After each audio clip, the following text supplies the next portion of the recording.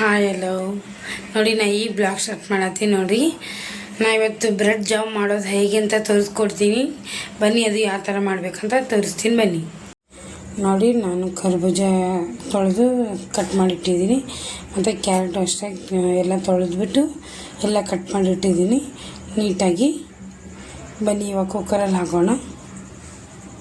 ನೀರು ನೋಡಿ ಇಷ್ಟು ಹಾಕಿದ್ದೀನಿ, ಸಾಕು. ಇವಾಗ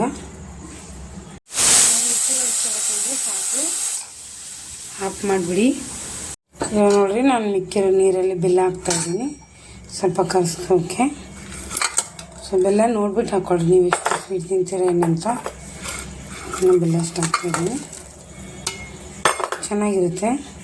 ಸ್ವಲ್ಪ ಕಲಿಸ್ಕೊಂಡಾಯ್ತು. ಇವಾಗ ನೋಡಿ ಮಿಕ್ಸಿ ಹಾಕ್ಕೊಂಬರ್ತೀನಿ. ತಣ್ಣಗಾದ್ಮೇಲೆ ಹಾಕ್ಕೊಳ್ಳಿ. ನೋಡಿ ಇವಾಗ ಈ ಥರ ಮಿಕ್ಸಿ ಹಾಕ್ಕೊಂಬಂದಿದ್ದೀನಿ. ಬನ್ನಿ ಗ್ಯಾಸ್ ಮೇಲೆ ಇದು ಹಾಕ್ತಾಯಿದ್ದೀನಿ ನಾನು.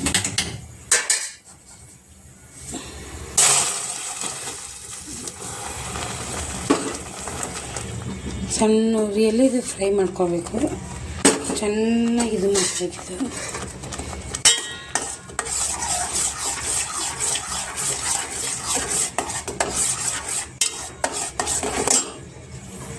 ನೋಡಿ ಮಿಕ್ಸಿ ಹಾಕೊಂಬಂದ್ಮೇಲೆ ಸ್ವಲ್ಪ ಚೆನ್ನಾಗಿದ್ದು ನೀರಿನಾಂಶ ಹೋಗೋರು ಈ ಥರ ಮಾಡ್ತಾ ಬಿಡದೆ ಇರೋಂಗೆ ಕೈ ಆಡಿಸಿ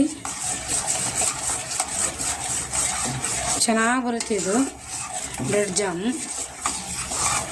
ಹಸಿ ವಾಸನೆ ಹೋಗೋರು ಈ ಥರನೇ ಮಾಡ್ತಾಯಿರಿ.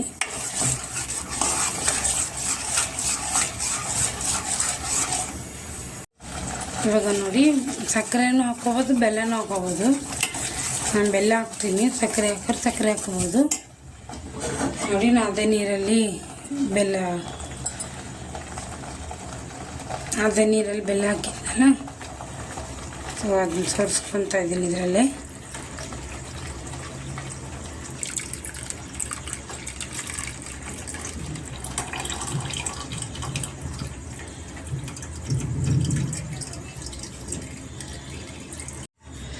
ನೋಡಿ ನಾನು ಬೆಲ್ಲ ಹಾಕ್ಕೊಂಡಿದ್ದೀನಿ, ಸೋಸ್ಕೊಂಡಿದ್ದೀನಿ.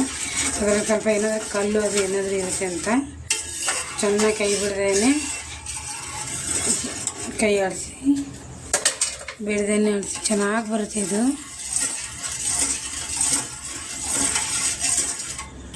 ಚೆನ್ನಾಗಿ ಕೈ ಬಿಡ್ದೇನೆ ಆಡಿಸಿದ್ದು ಸೂಪರ ಬರುತ್ತೆ. ನನ್ನ ಫೈನಲ್ಲಾಗಿ ರೆಡಿ ಆಯಿತು ನೋಡಿ. ನೋಡಿ ಎಷ್ಟು ಚೆನ್ನಾಗಿ ಬರ್ತಾಯಿದೆ ನೋಡಿ, ಸಾಕು ಅನಿಸುತ್ತೆ ನೋಡಿ. ಒಂದ್ಸರಿ ಸಖತ್ತಾಗಿರುತ್ತೆ ಇದು. ಅಂಗಡಿಯಲ್ಲಿ ಏನೇನು ಹಾಕಿರ್ತಾರೋ ಗೊತ್ತಿಲ್ಲ, ಬಟ್ ಮನೆಯಲ್ಲಿ ನ್ಯಾಚುರಲ್ಲಾಗಿ ಬ್ರೆಡ್ ಜಾಮ್ ಚೆನ್ನಾಗಿ ರೆಡಿಯಾಗುತ್ತೆ. ಈ ಥರ ಮಾಡಿದ್ರೆ ಒಂದು 10-15 ದಿವಸ ಆದರೂ ಬಂದೇ ಬರುತ್ತೆ ನೋಡಿ ನೀವೇ.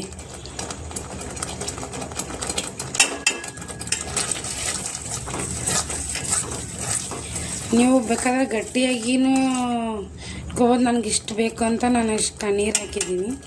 ನೀವು ಬೇಕಾದ್ರೆ ಗಟ್ಟಿಯಾಗಿನೂ ಸ್ವಲ್ಪ ನೀರು ಹಾಕ್ಕೊಳ್ಳಿ, ಜಾಸ್ತಿ ಹಾಕ್ಕೋಬೇಡಿ. ನನಗೆ ಸ್ವಲ್ಪ ನೀರಾಗಿ ಇರಲಿ ಅಂತ ನಾನು ಈ ಥರ ಮಾಡ್ಕೊಂಡಿದ್ದೀನಿ.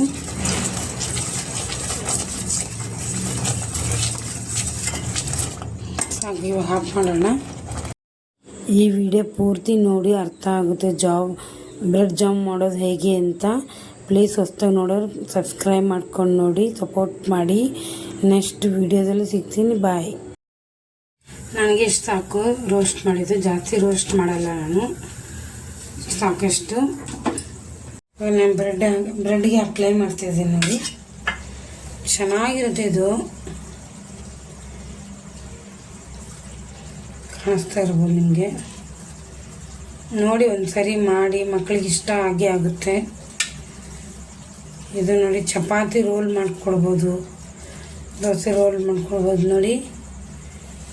ಚೆನ್ನಾಗಿ ಬಂದಿದೆ. ಸುಮ್ಮನೆ ಅಂಗಡಿಯಲ್ಲಿ ಹೆಂಗಿರುತ್ತೋ ಏನೋ ಗೊತ್ತಿಲ್ಲ, ಬಟ್ ಮನೇಲಿ ಮಕ್ಕಳು ಮಾಡ್ಕೊಡೋದು ಚೆನ್ನಾಗಿರುತ್ತೆ.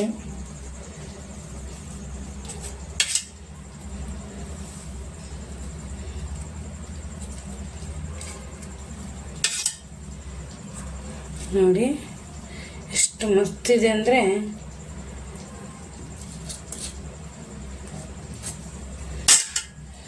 ಇದಕ್ಕೆ ಹಿಂಗೆ ಜಾಯಿಂಟ್ ಹಾಕಿ ತಿಂದರೆ ಮಸ್ತ್ ಇರುತ್ತೆ.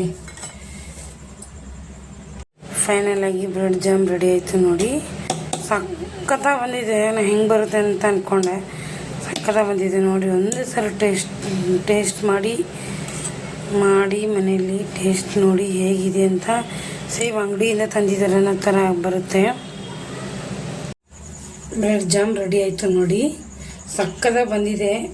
ನೀವು ಒಂದ್ಸರಿ ಟ್ರೈ ಮಾಡಿ ಮಕ್ಕಳಿಗೆ ಕೊಡಿ, ಟ್ರೈ ಮಾಡಿ ನೋಡಿ ಕೂಡ ಸೂಪರಾಗಿದೆ. ನನಗೆ ನೋಡೋಕ್ಕೆ ಒಂಥರ ಖುಷಿ ಆಗ್ತಾಯಿದೆ.